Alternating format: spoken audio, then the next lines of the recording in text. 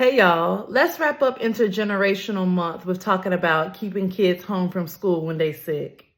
I'm Dr. Ashley Gaddy Robbins. I'm a scholar and speaker. And this month, all through the month of September, it's Intergenerational Month. And we've been talking about ways in which different generations have had to or choose to navigate through an everyday world. This week, our kid was not feeling well. She stayed home from school and ended up having strep throat. And so it got me thinking about different generations when it comes to kids staying home from school when they're sick. For boomer parents, if a child was sick, you better drink some ginger ale and rub some Vicks Vapor Rub on your chest because you going to school. For Gen X parents, okay, you going to school. I'll keep an eye out. I'll listen. If the teacher call me, I might come pick you up, but we still gonna try. We're gonna give it a try. I need you to really push through for me.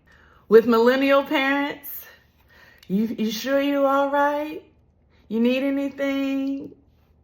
Okay, we'll let them stay home from school, right? We actually may want them to rest a little bit because, we understand the meaning and importance of having our bodies rest. So we might actually keep and allow the kids to stay home from school. But what's behind all of this?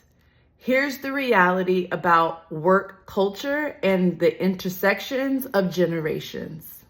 This idea of corporate jobs and working from home and having flexibility, this was not things that were offered to boomer parents.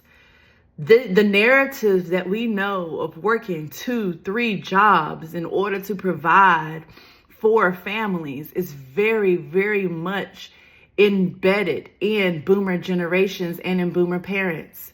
So the reason why that their kids could not stay home from school may not be because they didn't want to take care of their kids or they didn't think that their kids were not sick, but they had to go to work.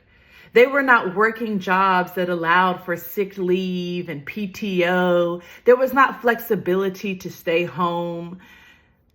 Time equaled money. Labor equaled money. And that meant that your physical body had to be there in order to make funds. And funds were the only way that those kids were going to eat. And so that we have to understand the culture around work and provision that was around baby boomers for this type of, hey, you better figure it out, but you still going to school to be in place. Gen X very much also had to go to work, right?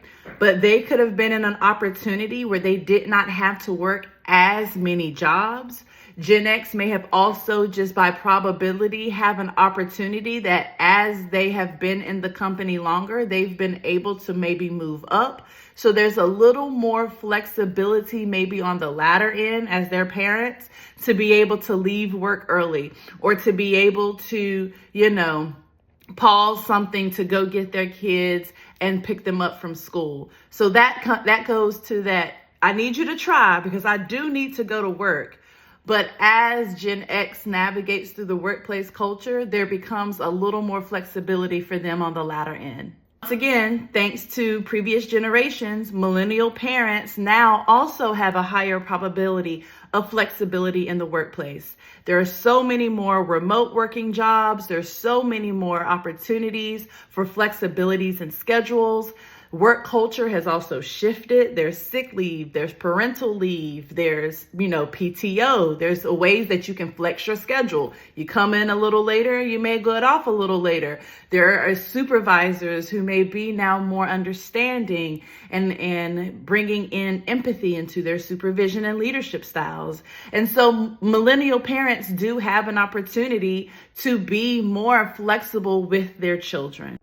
So while we may find some of this stuff funny because we think about our own childhood and we like, yup, that's exactly how it went, there's always something behind it, right? But I also want to shout out community. Community is so important when we think about how we take care of kids. So shout out to the people who come through when we can't get off of work. Shout out to the people who come through when they're like, oh, I'll pick them up from school. I'll got you. Oh, they can stay over into my house until you get off of work. these community aspects, these people in our community have been so vital to the ways in which generations have been able to continue.